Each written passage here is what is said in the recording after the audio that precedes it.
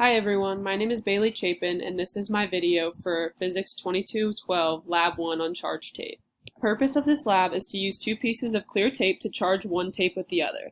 We're going to examine the interactions between these pieces of tape and different objects. We're going to compute the excess charge on a piece of charge tape, and we're going to create a computational model to simulate these interactions with a Python program. In this lab, we found that the charged clear tape has a net negative charge. The charge of the tape was negative 1.012 times 10 to the negative 8 coulombs. The tape contains 6.3253 times 10 to the 10 electrons excessively. Let's get into some fundamental physics principles. The first is gravitational force near Earth's surface, where the force points in the negative y direction and is based on the mass of the object, which is m, and g, the acceleration due to gravity. G is equal to 9.8 meters per second squared near Earth's surface. The second fundamental principle is Newton's second law, which is the net force of an object is equal to the change in momentum over time. Delta P is the change in momentum and delta T is the change in time. A side note here is that the velocity update formula can be derived from this as it relates velocity and net force. The electric force, or Coulomb's law, states that the product of the Coulomb K multiplied by two charges divided by the squared distance of the two charges will give you the electric force. All of this is multiplied by the unit vector r hat. The vector r points from the source to observation location, and the magnitude of the electric force in Coulomb's constant K can be seen below. Some key assumptions of the experiment is that all of the charge of the tape is located at the center of the tape, and we will be treating them as a singular point charge in both the experimental model and the computer code.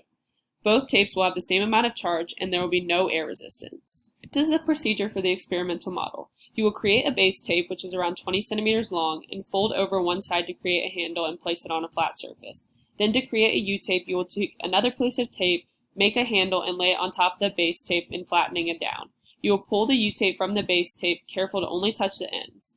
You will create a second U-tape and observe the interactions between the two charged U-tapes. You will then charge a plastic pen by rubbing it on cloth and observe the interactions between the charged pen and the U-tape.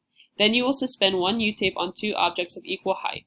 Place one of the U-tapes underneath the suspended U-tape and record the separation of distance between the two pieces.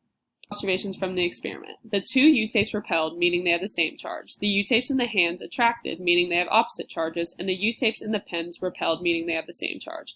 We know the pen is negatively charged, and therefore the U-tape is negatively charged. We measured the separation distance between the two U-tapes to be about 0.022 meters, and this distance is the magnitude of the vector r.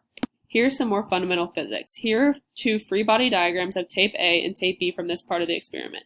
It is important to note that the system here is tape B and the surroundings are tape A and the Earth.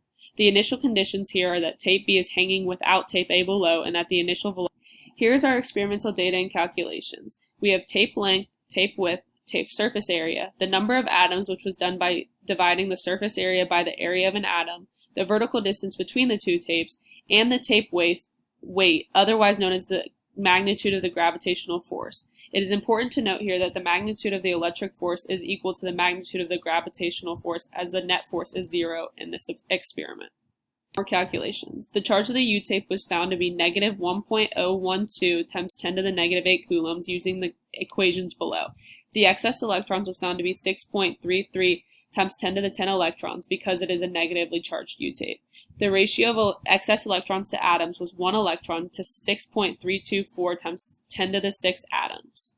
Here is some of the code from the computational model. The constants are shown below and were found using the experimental data. The gravitational force and the electric force in the code are shown using the equations above and below them.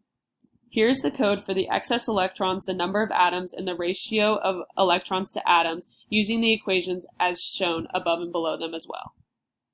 Here are the results of the computational model along with a diagram to show the results. Now let's discuss the experiment. The negatively charged tape means there's an excess of electrons. When the U-tape is floating, the net force on the tape due to gravity and the electric force must be equal to 0. It is also important to note that the experimental data and model predictions are the same because the constants used in the computational model were based on the experimental results. The same fundamental physics equations were used in both calculations, which was shown on the slides previously. Some possible sources of error are human error in measuring the separation distance as well as the tape length and width, error in experiment procedure, and rounding or mathematical errors. The what if question here asks what would happen if the charges were switched on the electrons and the protons. The electric fields of the objects in the experiment would switch, and the U-tape would be positively charged and the electric field would point away from the tape.